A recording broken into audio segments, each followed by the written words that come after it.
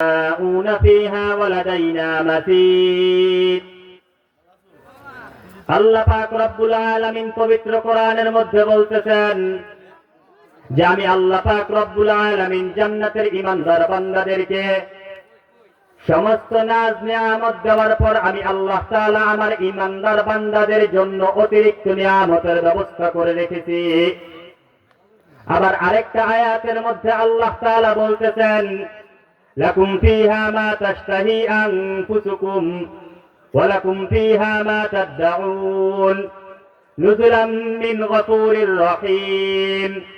ও আমার দুনিয়ার মানুষ, তোমরাই হইবা আমি আল্লাহর জান্নাতের মেহমান, আর আমি আল্লাহর জান্নাতের মেজবান অন্য কেউ নয়, স্বয়ং আমি আল্লাহ নিজেই জান্নাতের মেজবান। আওয়াজ দিয়া কোন সুবহানাল্লাহ। আল্লাহ তাআলা কি কয়, ও বান্দা জান্নাতের মেহমান তোমরা, মেজবান কে? আমি। কথা বুঝেন নাই সবাই? মেজবান কে? আমি আল্লাহ। আল্লাহ পাক রব্বুল আলামিন পবিত্র কোরআনের মধ্যে বলতেছেন যে লাহুম মা ইয়াশাউনা ফিহা ওয়া লাদাইনা মাজিদ। আল্লাহ তাআলা জান্নাতের ঈমানদার বান্দাদেরকে সমস্ত নাজ নিয়ামত দেওয়ার পর অতিরিক্ত নিয়ামতের ব্যবস্থা করে রেখেছেন। এই অতিরিক্ত নিয়ামতটা কি? এই আয়াতের ব্যাখ্যায় মুফাসসিরিনে কেরামগণ বলেন, হঠাৎ একদিন জিবরাইল আলাইহিস সালাতু ওয়াস সালামের কাছে আল্লাহর নবীর কাছে জিবরাইল আসলেন। এসে বললেন, ইয়া রাসূলুল্লাহ, ইয়া হাবিবাল্লাহ। জিবরাইল প্রশ্ন করলেন, ও আল্লাহর নবী প্রশ্ন করলেন, ও জিবরাইল, মা লাকা তাজিদু কুল্লা ইয়াউমিন মিন আয়াতিন মিনাল কুরআন। তুমি তো সব সময় আমি নবীর কাছে আসো আল্লাহর পক্ষ থেকে কোরআনের কোন আয়াত নিয়া। আজকে জিবরাইল তুমি আমি নবীর কাছে এটা কি নিয়ে আসলে? আমি তো কিছুই বুঝলাম না। জিবরাইল কয়, ইয়া রাসূলুল্লাহ, ইয়া হাবিবাল্লাহ, এটা একটা মানচিত্র। নবী কয়, কিসের মানচিত্র? আমি তো কিছুই বুঝলাম না। জিবরাইল আলাইহিস সালাতু ওয়াস সালাম বলেন, ইয়া রাসূলুল্লাহ, ইয়া হাবিবাল্লাহ, আল্লাহ পাক রব্বুল আলামিন যখন নাকি সমস্ত জান্নাতীদেরকে জান্নাত দিয়ে দিবেন, হঠাৎ করে জান্নাতের ঈমানদার বান্দারা জান্নাতের মধ্যে সমস্ত নাজ নিয়ামত তারা ভক্ষণ করতে থাকবে। হঠাৎ একদিন গায়েব থেকে আওয়াজ আসবে, আসসালামু আলাইকুম ইয়া আহলাল জান্নাহ, হে জান্নাতীরা তোমাদেরকে সালাম। জান্নাতের ঈমানদার বান্দারা ডানে তাকায় দেখে কাউকে তালাশ করে পায় না, বামে তাকায় দেখে কাউকে তালাশ করে পায় না। হঠাৎ গায়েব থেকে আওয়াজ আসবে, ও আমার জান্নাতের ঈমানদার বান্দারা, কাউকে তালাশ করে কোনো লাভ নাই, কোনো লাভ নাই। সালাম তোমাদেরকে অন্য কেউ দেয় নাই রে বান্দা। ও আমার জান্নাতের ঈমানদার বান্দারা, সালাম তোমাদেরকে আমি আল্লাহ পাক রব্বুল আলামিন নিজেই তোমাদেরকে সালাম দিলাম। আমরা সুবহানাল্লাহ আমার পছন্দ হয় নাই। একটু জোরে কন্যা সুবহানাল্লাহ, আরেকটু জোরে কন্যা সুবহানাল্লাহ। লাইন শাকারতুম ওয়া লাইন কাফারতুম ইন্না আযাবি লাশাদীদ। যদি বান্দা নিয়ামতের শুকরিয়া আদায় করো, আমি আল্লাহ তাআলা নিয়ামত বাড়ায় দিব, আর যদি শুকরিয়া আদায় না করো, আমি আল্লাহ তাআলা নিয়ামত কাইরা নিব। এখন আপনারা কি এই জান্নাতের নিয়ামত বাড়াইতে চান না কমাইতে চান? কোনজন দেখি? বাড়াইতে চান? এই আমি আজকে সকাল থেকে রেডি রেডি হয়ে আপনাদের এখানে আসছি। আমি ঘড়ি ধরে মনে হয় না 6 থেকে 7 মিনিট সময় পাইছি রুমে বসার। আসছি, নামাজ পড়ছি, খানা খেয়েছি, চারা খাওয়ার সময় পর্যন্ত আমি পাই নাই। স্টেজে আসছি এত কষ্ট করে, আবার এখন বয়ান শেষ করে রওনা দিব, আবার কালকে ফজরের পরে ঢাকা, কালকে সারাদিনের কাজ আছে। এত কষ্ট করে আসছি, খালি আপনারা যদি চিন্তা করেন যে হুজুর টেহা দিয়ে হাতে আনছি, খালি হুজুরে এক আওয়াজ করবো, আমরা ঘুমাবো, এই শুধু গন্তব্যকে আমার লড়া পাইছেন না। আমিও কখন ওয়াজ করবো, আপনারা আমার লগে কখন তাল দিবেন, রাজি আছেন তো?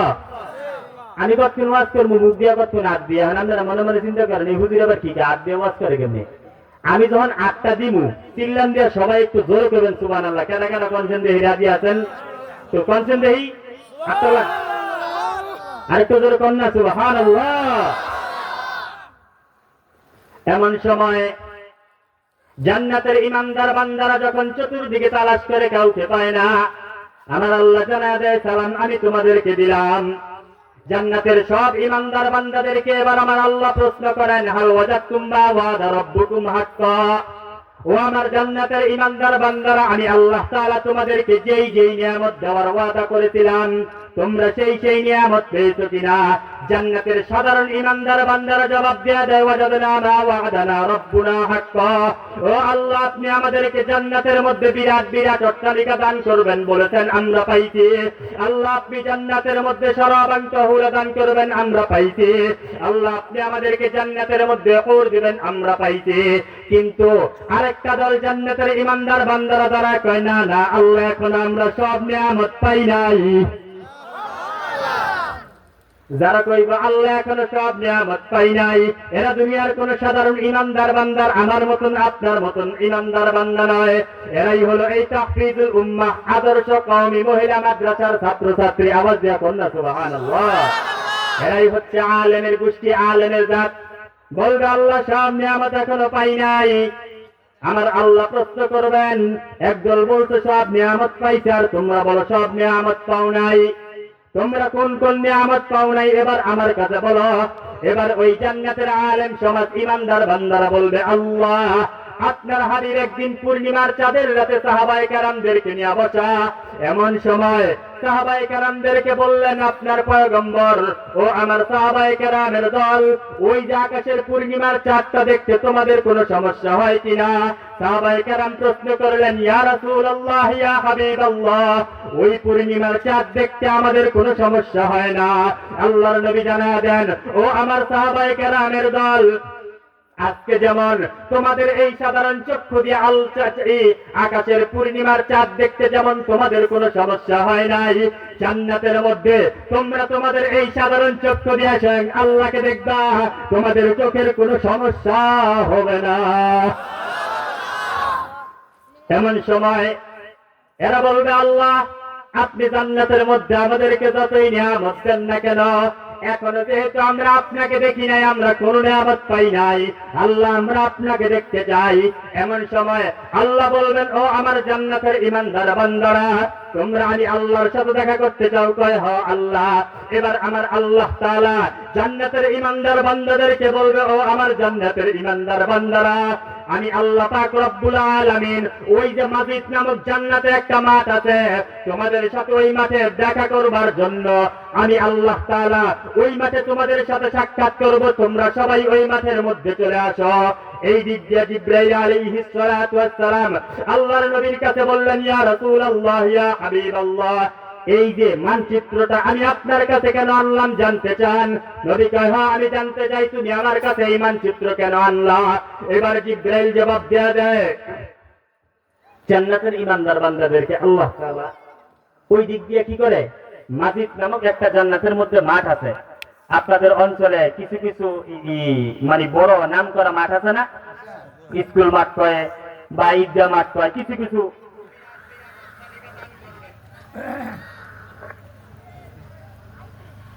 প্রসিদ্ধ পরিচিতি বড় বড় মাঠ আছে। আল্লাহ তাআলা জান্নাতের ইমানদার বান্দাদেরকে কয়, তোমরা সবাই ওই মাজিদ নামক মাঠের মধ্যে চলে যাও, আমি আল্লাহ তাআলা ওই মাঠে তোমাদেরকে দাওয়াত করলাম। জিবরাইল আলাইহিস সালাতু ওয়াস সালাম এই দিক দিয়ে আল্লাহর নবীর কাছে প্রশ্ন করলেন, ইয়া রাসূলুল্লাহ, ইয়া হাবিবাল্লাহ, এই মানচিত্র আপনার কাছে কেন আনলাম, আপনি জানতে চান? কয়, হ্যাঁ আমি জানতে চাই। জিবরাইল জবাব দেয়, ইয়া রাসূলুল্লাহ, ইয়া হাবিবাল্লাহ, আল্লাহ আমাকে বানাইছে 600 ডানা দিয়ে। আওয়াজ দিয়ে এখন কয়টা ডানা? আপনারা পিছনের হেরা বুঝেন নাই? আওয়াজ দিয়া বলেন, কয়টা ডানা? জিবরাইল আমিন কয়, ইয়া রাসূলুল্লাহ, আল্লাহ আমাকে বানাইছেন 600 ডানা দিয়া। আল্লাহ আমার 600 ডানার মধ্যে এত ক্ষমতা, এত শক্তি, এত পাওয়ার দান করেছেন, আমি 600 ডানার একটা ডানার কোণা দিয়া যদি দেখে আমি দুনিয়াটাকে বাড়ি দেই, তাহলে মুহূর্তের মধ্যে সারা দুনিয়া লন্ডভন্ড হয়ে যাবে। ও আল্লাহর নবী, আল্লাহ তাআলা আমার 600 ডানার মধ্যে এত ক্ষমতা, এত শক্তি দান করেছেন। এবার আমি আল্লাহকে বললাম, ও আল্লাহ, আপনি তো আমাকে 600 ডানা দিয়েছেন, 600 ডানার মধ্যে এত ক্ষমতা, এত শক্তি দান করেছেন। আল্লাহ, আমি আমার 600 ডানা পরীক্ষা করে দেখতে চাই। আল্লাহ বললেন, ও জিবরাইল, তুমি জান্নাত দেখে আসো, জাহান্নাম দেখে আসো। জিবরাইল এত বড় জান্নাত উঠতে থাকে, জান্নাত উঠতে থাকে। জিবরাইল জান্নাত উড়া শেষ হয়ে যায়, জাহান্নাম উড়া শুরু করে দেয়।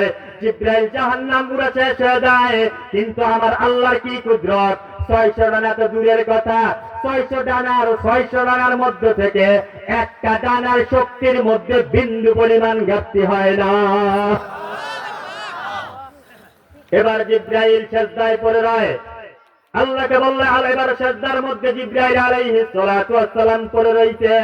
এবার জিবরাইল আলাইহিস সালাতু ওয়াস সালাম হঠাৎ একদিন আল্লাহ ডাক দিয়া কয়, ও জিবরাইল তুমি না 600 রানা পরীক্ষা করতে চাইছিলা?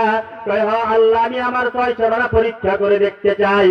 এবার জিবরাইলকে আল্লাহর নবীকে ও জি আল্লাহ পাক রব্বুল আলামিন বলেন, ও জিবরাইল ওই যে জান্নাতের মধ্যে একটা মাসজিদ নামক মাঠ আছে, যেই মাঠের মধ্যে নাকি আমি আল্লাহ আমার জান্নাতের ইমানদার বান্দাদের সাথে সাক্ষাৎ করব, তুমি ওই মাঠটা ঘুরে আসো। জিবরাইল ওই মাঠের মধ্যে চলে যায়। জিবরাইল ওই মাঠের মধ্যে উঠতে থাকে, হঠাৎ করে তাকায় দেখে একটা ডানার শক্তি শেষ হয়ে যায়।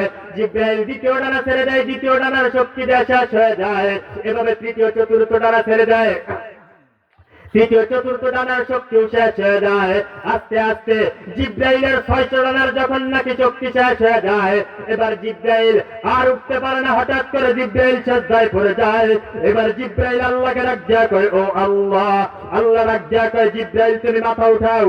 জিবরাইল মাথা উঠানোর পর জিবরাইল আল্লাহকে কয়, ও আল্লাহ আমি এত বড় জান্নাত ঘুরলাম, এত বড় জাহান্নাম ঘুরলাম, কোনদিন আমার শক্তির মধ্যে বিন্দু পরিমাণ ঘাটতি হয় নাই। এই মাঠের মধ্যে আমি এত উড়লাম, আমার 600 রানার শক্তি খরচ করে ফেললাম। ও আল্লাহ আমি এই মাঠের কতটুকু ঘুরতে পারছি? আল্লাহ ডাক দিয়া কয়, ও জিবরাইল আমি আল্লাহ পাক রব্বুল আলামিন আমার জান্নাতের ইমানদার বান্দাদেরকে অতিরিক্ত নিয়ামত দেওয়ার ওয়াদা করেছি। এই অতিরিক্ত নিয়ামতটা ছোট হইলে চলবে না, অল্প হইলে চলবে না। তুমি মাসজিদ নামক মাঠের একটা কোনাও ঘুরে শেষ করতে পারো নাই। চলবনি বয়ানদা?